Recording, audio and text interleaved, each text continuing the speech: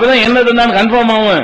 எல்லா முயற்சிக்கும் பிறகு தாண்ட மாட்டாங்கதா, இதுதான் எழுதுனது, இதுதான் அல்லாஹ் நமக்கு தந்தது. சரி போதும், அல்லாஹ்வுக்கு தெரியாது, நமக்கு தெரிஞ்சு போச்சு. நமக்கு எவ்வளவு தரம் நமக்கு தெரியாம இருக்குமா?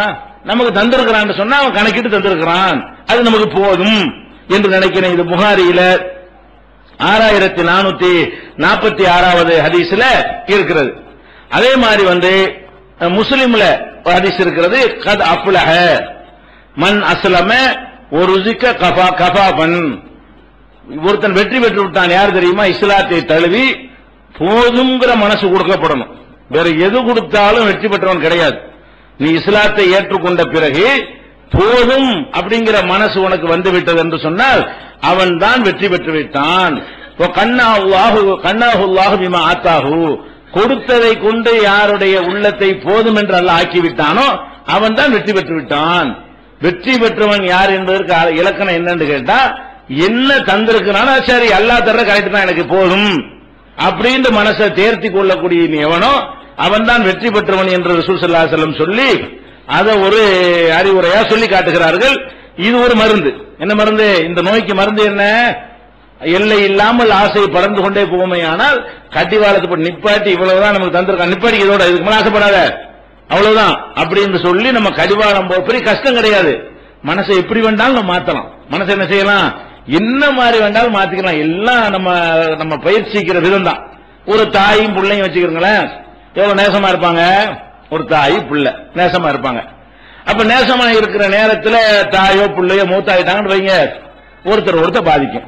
தாய் மூத்தா பண்ண பிள்ளைய பாதிக்கும், புள்ள மூத்தா பண்ண தாயை பாதிக்கும். இது இயற்கையா உள்ளது நினைக்கிறோம்.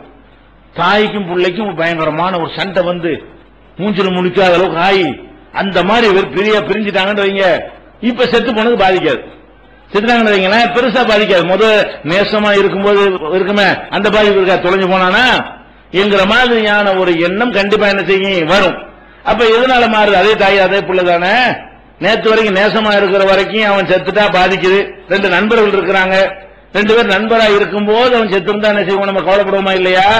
அந்த நண்பர்களை 10 வருஷம் எதிரியா போயிட்டான அப்ப செத்தானா ஒன்னும் பாதிக்காது, குறைஞ்சவன் நல்லா நிம்மதியா இருக்கும்.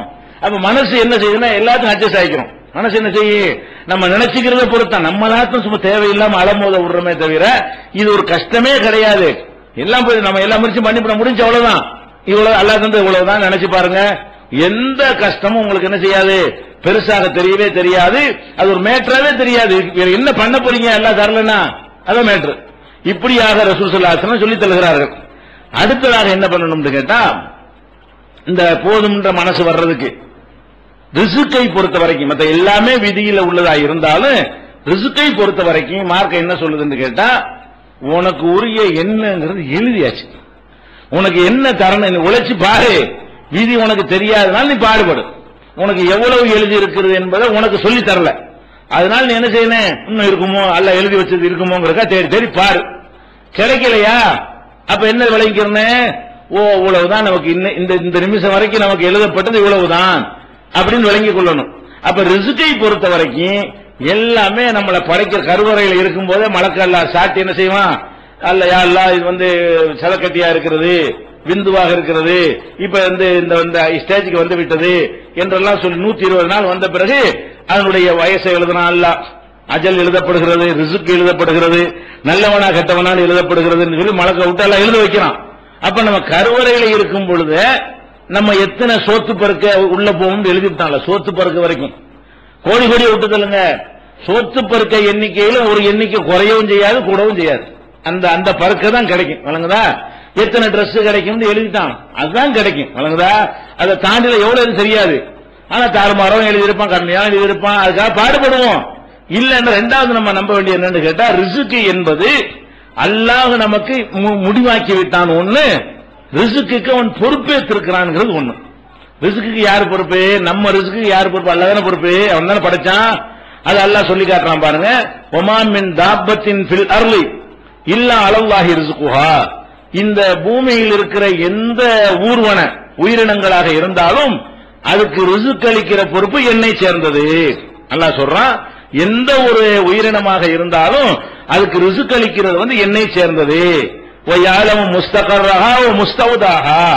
அதனுடைய தங்குமிடத்தையும் அது ஒப்படைக்கப்பட செத்து போய் அடக்கம் செய்யப்பட இடத்தையும் கூட நான் அறிந்து வைத்திருக்கிறேன்.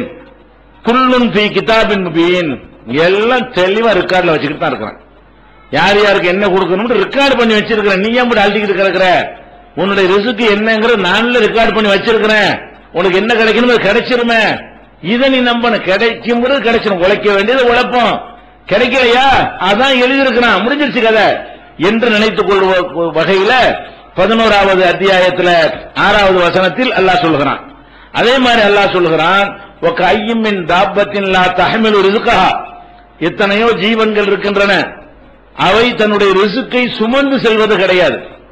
அல்லாஹு யர்சுகுஹா வ இய்யாக்கும், உங்களுக்கும் அவற்றுக்கும் அல்லாஹ் தான் ரிசுக் அளிக்கிறான்.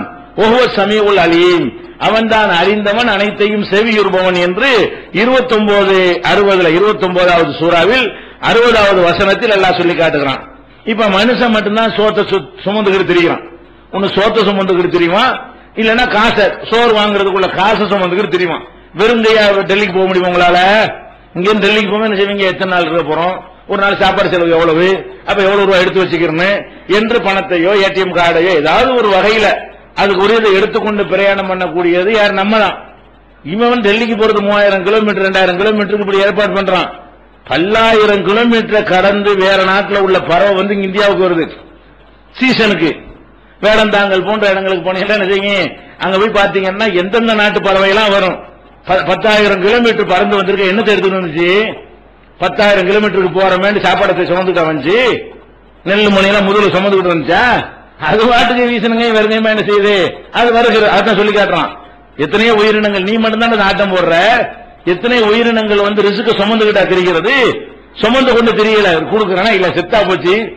10,000 கிலோமீட்டர் பயணித்து செத்துச்சா? நான் கொடுக்கத்தானே செய்யறேன்.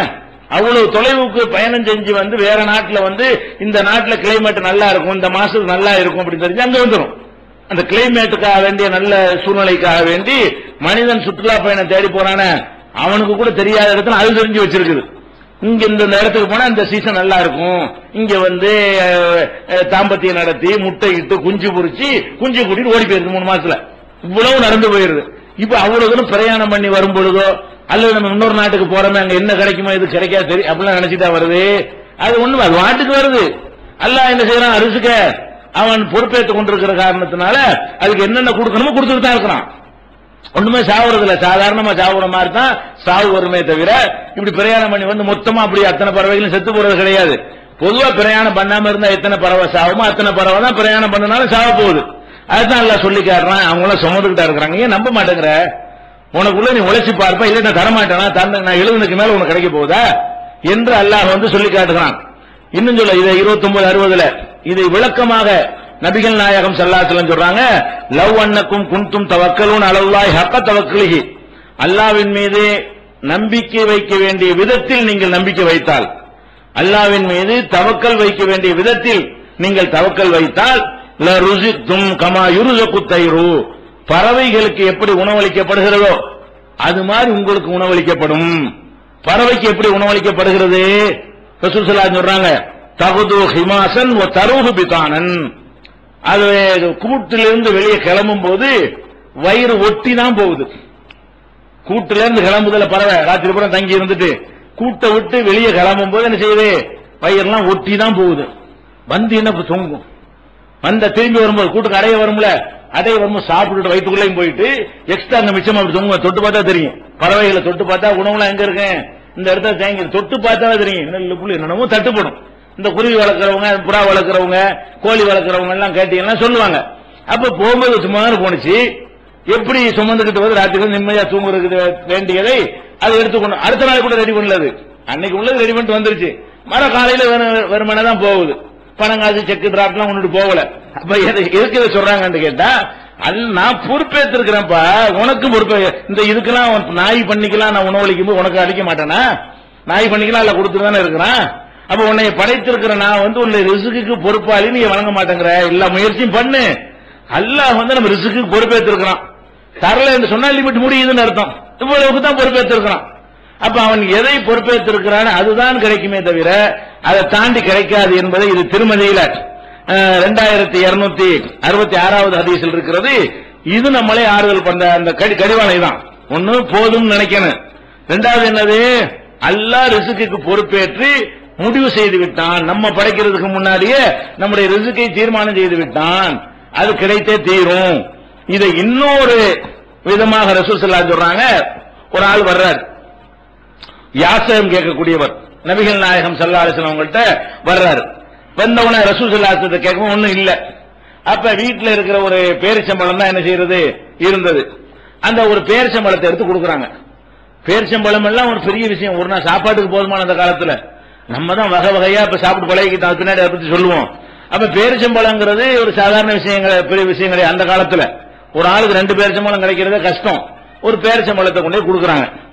கொடுத்துட்டு ரசூலுல்லாஹ் சொல்றாங்க, அதாவது குதுஹா, இத வாங்கிக்க, லவ்லம் தாத்திஹா, நீ இத வாங்க வரலன்னு சொன்னா ரசூல் ஸல்லல்லாஹு அலைஹி சொல்றாங்க, இல்ல அச்சத்துக்கு அது உன்கிட்ட வந்திருக்கும், இது உனக்கு எழுதுனது, இந்த பேரிச்சம்பழம் உனக்குன்னு எழுதிக்கிறதுனால நீ வந்து தந்துட்டேன், நீ வரலன்னு வைவேன், இது அங்க வர்றதுக்குரிய செட்டப் எல்லாம் பண்ணி உன் வீட்டு வாசல்ல கிடைக்கிற மாதிரி செஞ்சிருப்பான். இந்த பேரிச்சம்பழம் உனக்கு உள்ளது என்று அல்லாஹ் எழுதிட்டான்னு சொன்னா, நீ இங்க வந்தா இங்க கிடைச்சிருச்சு, நீ இங்க வரலன்னு சொன்னா அது உன்கிட்ட வந்திருக்கும். அப்ப மிஸ் ஆகாது, ஏன் போட்டு அழட்டிக்கிறீங்க? உங்களுக்கு எழுதுன உழைச்சி பாருங்க, உங்களுக்கு எழுதுன தப்பி போவாது, தவறி போகவே செய்யாது. தவறி போச்சுன்னா உங்களுக்கு எழுதல. 2 பாயிண்ட் தான். கிட்ட வர்ற மாதிரி வந்து எட்டி ஓடி போச்சுன்னு சொன்னா உனக்கு எழுதலன்னு விளங்க. ஏன் இப்படி நம்ம ஒரு உண்மையான முஸ்லீம் ஏன் இப்படி நம்ப மாட்டேங்கிறான்?